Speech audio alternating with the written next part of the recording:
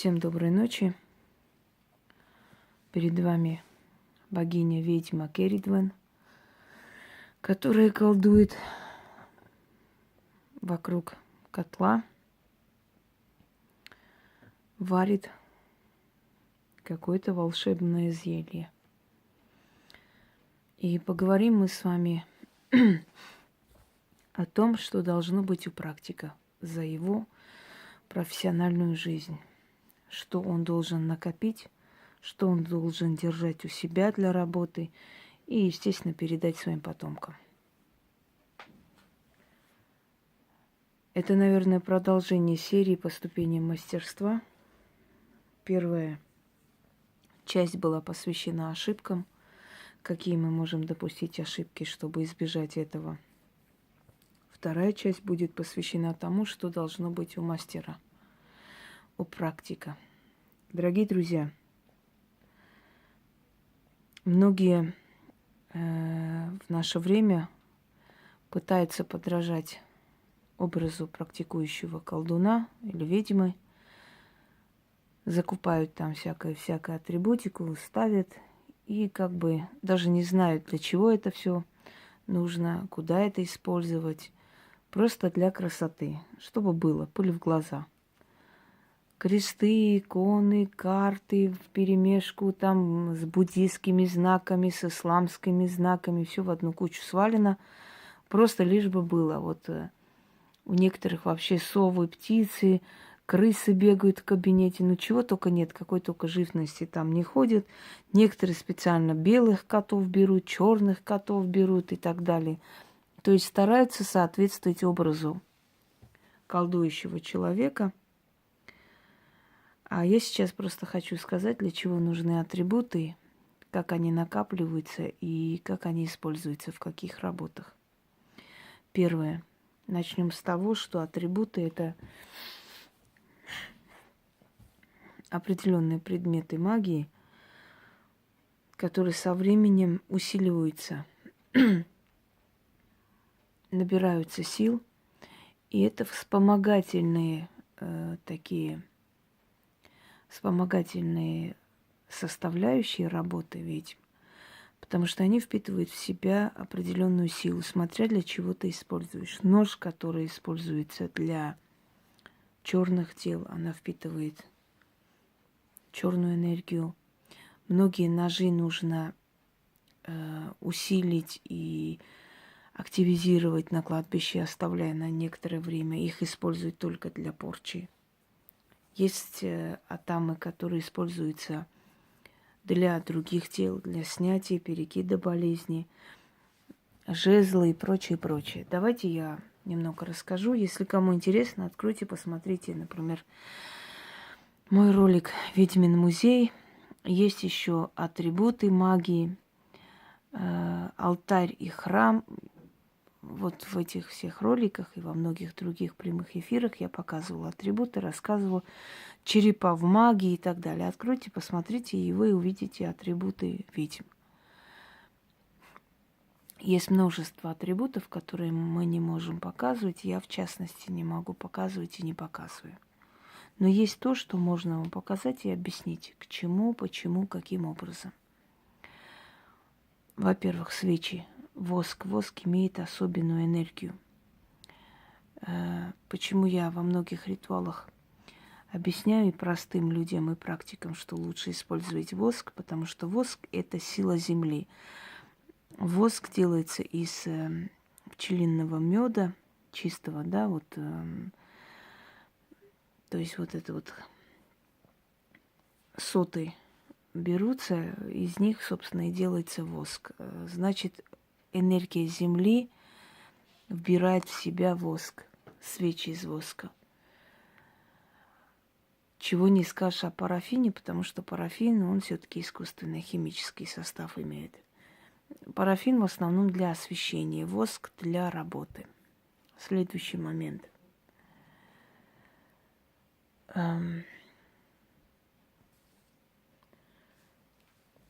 У вас должен быть воск и в достаточном количестве, потому что если вы принимаете людей, очищаете, снимаете, вам постоянно понадобится воск. Это первое. Второй момент. Вам нужны будут ткани разного цвета, в основном черные ткани, потому что алтарные ткани изнашиваются, они загрязняются, их надо менять.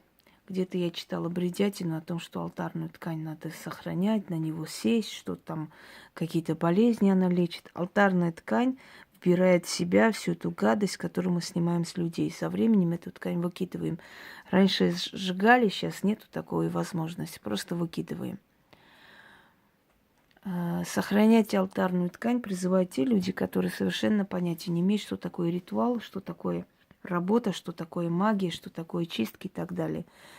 Понятия не имеют и этим не занимаются. Они просто показной там показывают какую-то красивую, такую чистую, пречистую, поглаженную белую ткань алтаря и прочее. Это смешно.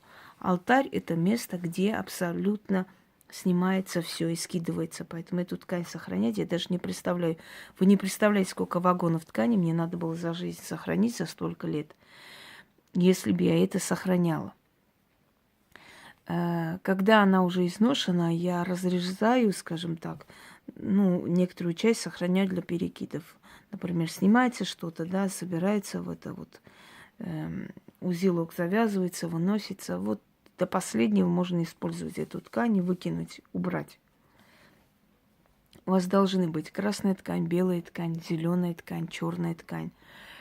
У каждой из этой ткани свое предназначение. Например, печать одиночества снимается черной тканью, кидается на человека черная ткань. Я как-то показывала, еще раз покажу этот ритуал, потому что он, по-моему, был у меня в старых каналах, которые слили. Черная ткань нужна снимать смертельную порчу. Черная ткань нужна призывать силу демонов. Черные свечи должны быть. На самом деле черного цвета в природе не существует, потому что черный цвет образуется из соединения всех цветов. И в нем энергия всех цветов. Черный цвет обладает особой энергетикой.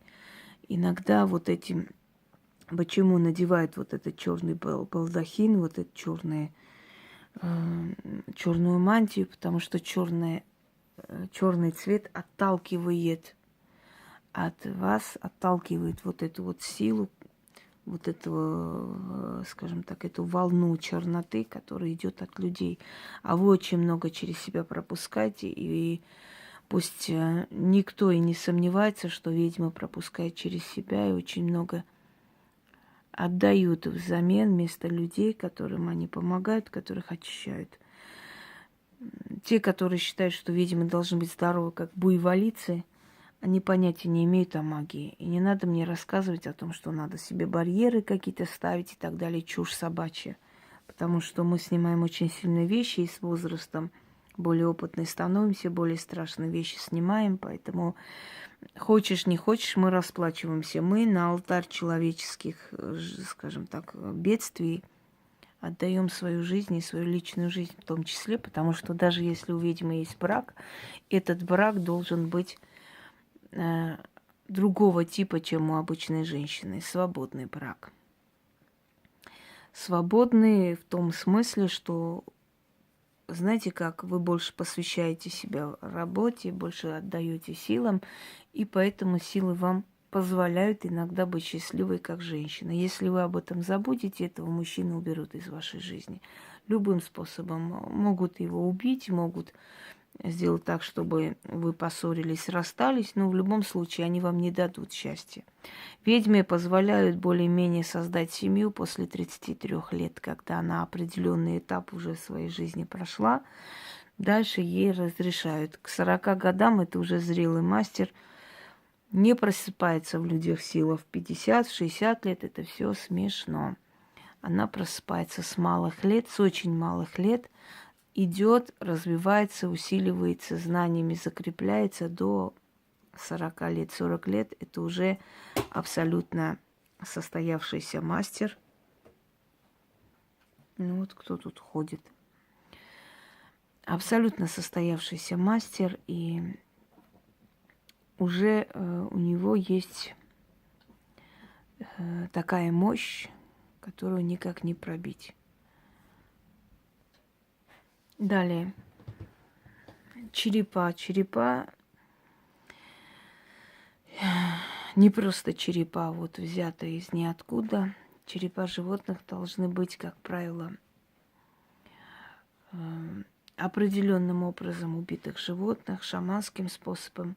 Как правило, это молодые животные, это не умершие от старости звери, которые их подобрали и принесли и продали. Это должны быть по традиции убитые животные. Поэтому у меня определенные черепа, то есть я могу их купить, приобрести где хотите. Просто вот абы как есть магазин черепов, много чего.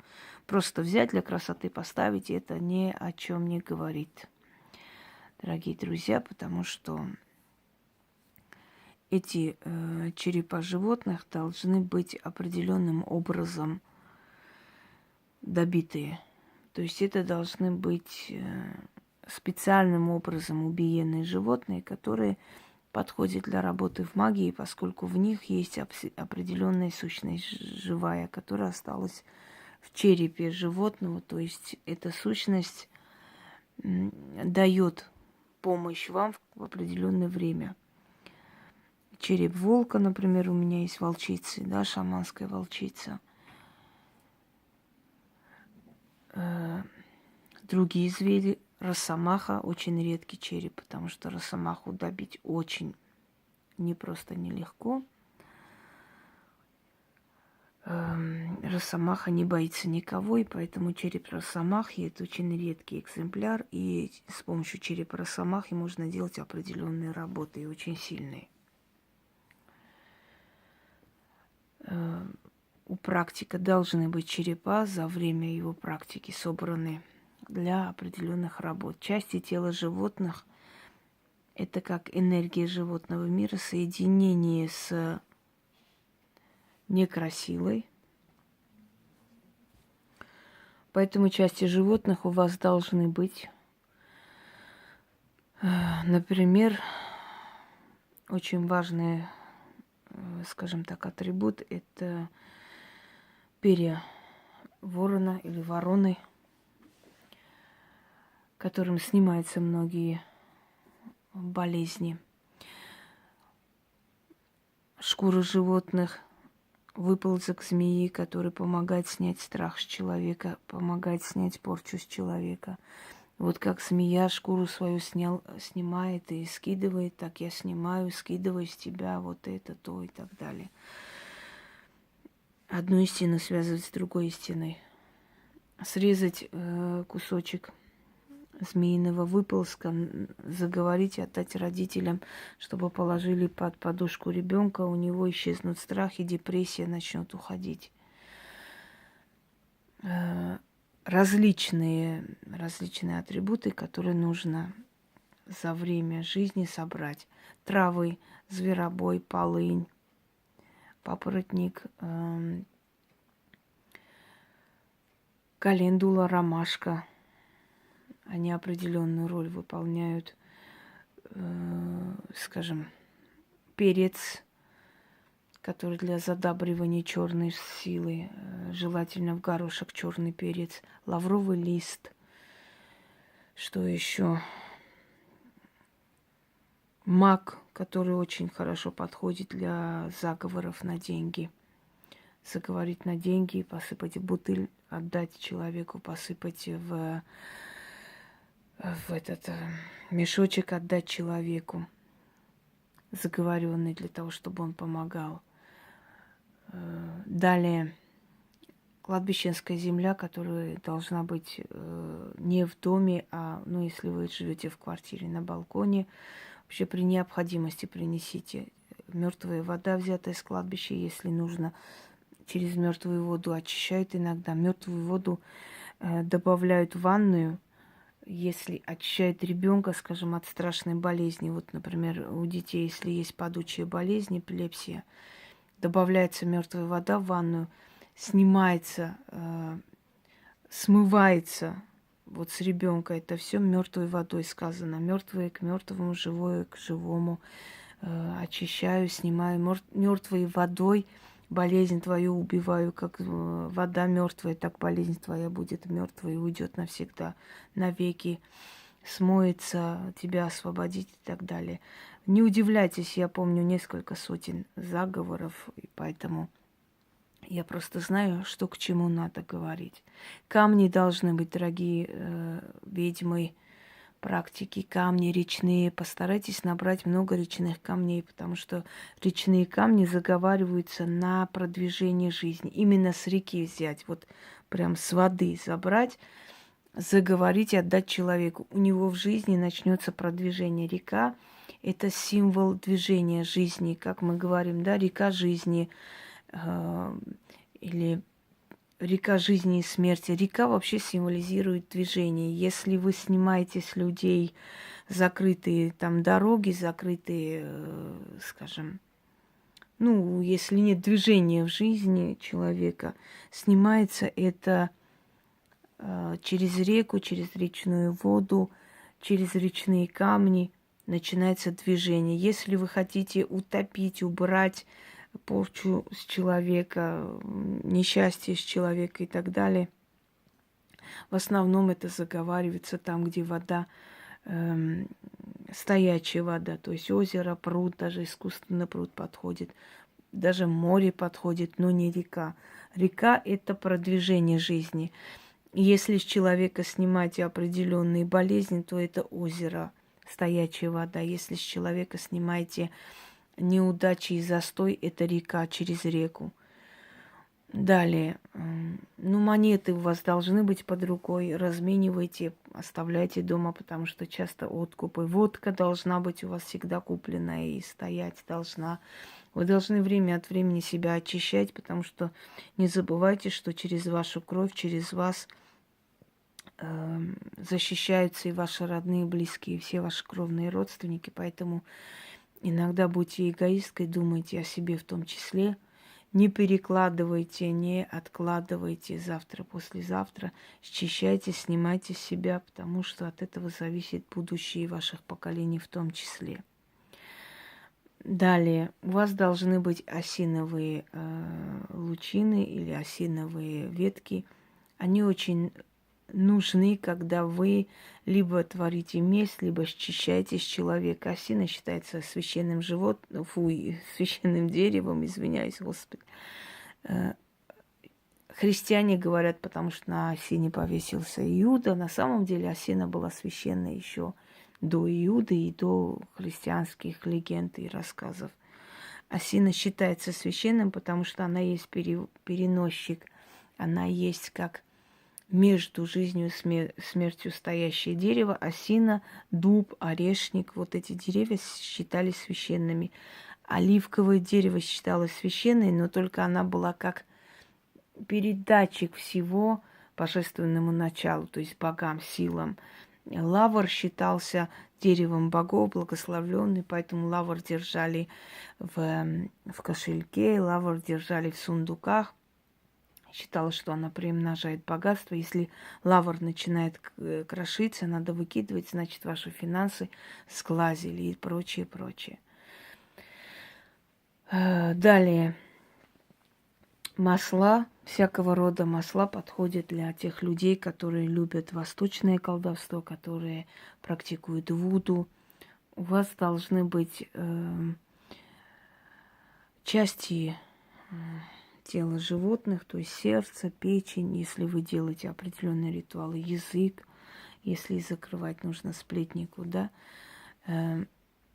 Что касаемо христианской атрибутики, должны быть черные иконы, то есть иконы, которые были, знаете, говорят, хуленые иконы, это неправильно, это не хула. Это повернуть силу иконы в сторону темной силы. Чем икона старше, тем больше она подходит, потому что она как бы считается намоленной. Вот туда приходили люди, отдавали часть своей энергии этой иконе. Вот эту всю энергетику повернуть в ту сторону, которую ты хочешь. И она будет тебе служить. Что касаемо статуи богов, дорогие друзья, это по желанию практика. Можно их и не держать, но чем больше у тебя есть атрибутики, тем сильнее эта сила к тебе привязывается, потому что через статуи богов легче связываться с их силой. Понимаете? Предмет-посредник это называется. Куклы. Куклы, которые должны быть заговорены как помощницы для вас, как охранницы для вас. Куклы должны быть заговорены денежные, куклы должны быть заговорены как хранители силы, энергии в доме. Матанки, которые берут на себя определенный удар, забирают отрицательную энергетику.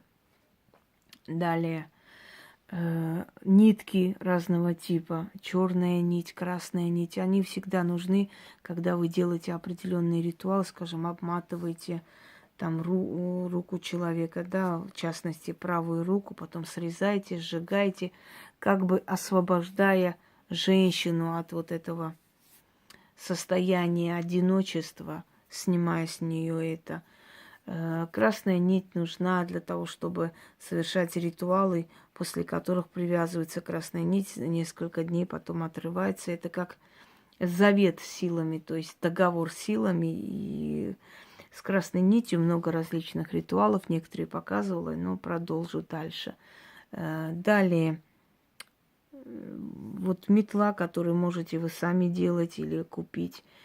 Метлой смывается отрицательная энергетика, снимается отрицательная сила. Я как-то выставляла ведьмина метла, ритуалы, там несколько ритуалов очень сильных восстанавливающих. Метла была как проводник в мир мертвых, в мир духов.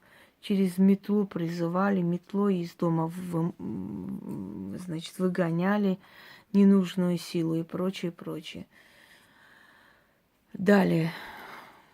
Карты, кто карты смотрит, у них есть различного типа карты. У вас должны быть наготове вольты, которые вы можете, например, применять при соединении влюбленных, потому что я вам как-то дарила, да, цыганские ритуалы соединения мужа и жены, устранения ненужных людей, которые мешают их судьбе, их жизни состояться. Одним словом, много чего того, что вам поможет в вашей работе и даст вам силу правильно распоряжаться. Далее, что еще? Очень много всего, и уже всего не вспомнишь, конечно. Но в любом случае, старинные монеты постарайтесь взять, особенно монеты, на которых изображены, скажем, императоры, цари. Они усиливают, очень сильно усиливают вашу связь с миром, денежным миром, с силой денег. Потому что старинные монеты именно властвующих людей, властвующих особ, которые жили богато, вашу связь с ними связывает. Постарайтесь взять монеты тех властимущих, которые, не закончили свою жизнь бедственно, да. Сундуки, в которых вы будете хранить это все. Атамы, ножи, которые нужны для того, чтобы зарядить их для определенных работ. Жезл, он не обязателен, но если жезл есть, то легко направить свою энергию, силу в том направлении, в котором вы хотите направить. Песок речной, который нужен для того, чтобы заговорить на деньги. Так, дорогие друзья, далее. Для собирания трав особую луну, если вы не заказываете травы, собираете, тоже нужны особые ножи. Много чего нужно для того, чтобы ваша работа как можно более плодотворной была, потому что со временем, когда вы пользуетесь этим всем, этой атрибутикой, да, вы усиливаете свою связь с миром духов. Усиливаете настолько, что потом без особых усилий ваша работа получается. Я хочу вам сказать, что чем больше вы окружаете себя этими предметами, посредниками, помощниками, тем сильнее ваша работа. Когда ко мне обращаются иногда люди, они только мне пишут, только начинают, только просят моей работы, да, например, хотят заказать эту работу и замечают, что у них в жизни, иди сюда, уже начинаются перемены. От чего это происходит? Это происходит от того, что когда ведьма свою связь с потусторонним миром усиливает настолько, что когда человек просто обращается, и она только как бы обращает свое внимание на этого человека, эти силы сразу идут в жизнь этого человека, начинают ему помогать и менять его жизнь, понимая, уже видя его мысли, что он хочет прийти к ним, они уже участвуют в его жизни. Поэтому многие люди иногда говорят: вы знаете, вот вы провели мне консультацию, я через некоторое время поняла, что и мне уже становится легче. Вы еще ничего не начали делать, а мне уже хорошо становится. Я как будто скинула груз, словно мне там глаза открылись, словно у меня уже начинает меняться жизнь и так далее. Это говорит о том, что твоя связь с миром духов очень сильна, и они сразу угадывают твои мысли и желания этого человека, уже начинают помогать. Только процесс начался, уже помогают. Еще не забывайте вести дневники, не забывайте книгу теней, которые будут передаваться вашим потомкам, ваше наблюдение, что, как происходит. Для работы возьмите отдельную тетрадь, выписывайте людей, год рождения, имя, все, что вы с этого человека снимаете, каким образом. Дорогие друзья, я, например, запоминаю, если человек ко мне придет через 10 лет, я помню, что я снимала. У меня и память феноменальная, и я очень добросовестно и очень серьезно отношусь к своей работе. Я всех выписываю, я пишу, что для кого я делаю, какое время я провела, когда мне еще нужно провести. Я открываю, начинаю смотреть вот по дате сегодняшней, кому я должна еще провести, неделя прошла и так далее. Но есть такие моменты, что, например, мы не обязаны помнить после того, как мы помогли человеку, да, после того, как человек пришел, духи раскрыли нам его судьбу, его жизнь, потом мы даже не обязаны помнить, что мы видели у этого человека, что мы смотрели. Потому что нам дали в тот момент, когда нужно было посмотреть, они нам разрешили внедриться в судьбу человека, увидеть проблему и сказать, а дальше будет он с этим жить или исправит, это его дело, да, это его право, как хочет он дальше, как с этой информацией он будет справляться. Но в любом случае мы даже это не обязаны помнить, потому что через нас эту информацию дали и все. Но есть люди, которые помнят и снова это видят. Я, например, вижу, я никогда не забываю. Относитесь серьезно к своей работе. Не берите всех подряд, берите тех людей, на которых у вас хватит сил. Тогда вы себя обеспечите на всю жизнь доброе имя, достойное имя. Даже если ваши враги будут против вас что-либо говорить, у них не будет доказательств против вас. У них будет просто пустая болтовня. Потому что вы будете из тех практиков, которые не всем подряд помогают. К вам попадают просто избранные люди. Действительно избранные, потому что вы, во-первых, не успеете всем помочь, тогда вы превратитесь в некую машину для денег, и, во-вторых, к вам должны прийти те люди, которые действительно достойны вашей помощи. И вы всех запоминаете и каждую работу доводите до конца.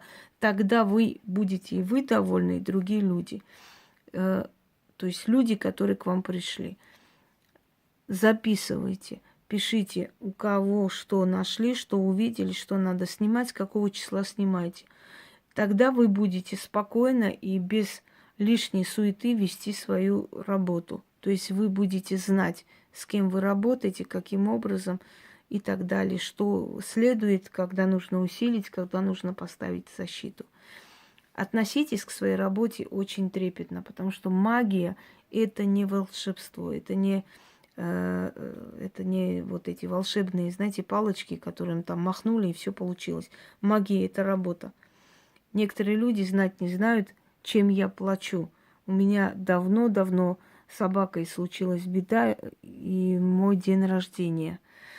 Потому что я у женщины сняла онкологию. Женщина мне спасибо не сказала, а я очень сильно страдала и очень долго переживала, что я стала причиной из-за того, что у моей собаки такое случилось в мой день рождения.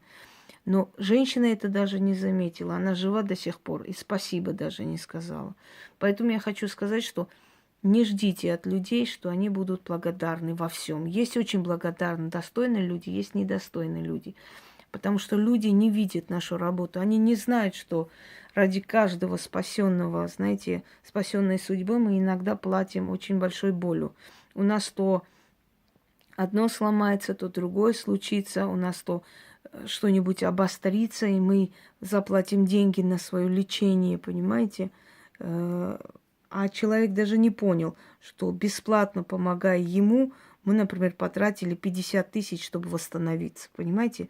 Им это неведомо и не видно. Даже если мы скажем, может быть, для того, чтобы не чувствовать себя обязанными, они скажут, что ну, это выдумки, да, преувеличение и так далее. Поэтому мы и молчим, потому что мы и так понимаем, что люди не хотят видеть эту жертву. Они не желают это видеть.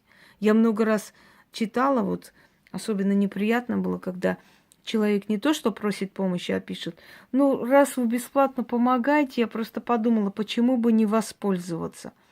Я тогда говорю, я вам не помогу, потому что я помогаю, когда у человека безысходное состояние, и когда касается дела ребенка или умирающего человека. Но когда человек говорит, ну раз уж на халяву, почему бы не воспользоваться тобой, вот ты начинаешь думать, а надо ли этому человеку помочь, если он так относится к твоей работе. То есть поможет, поможет, нет, так мне все равно же терять нечего.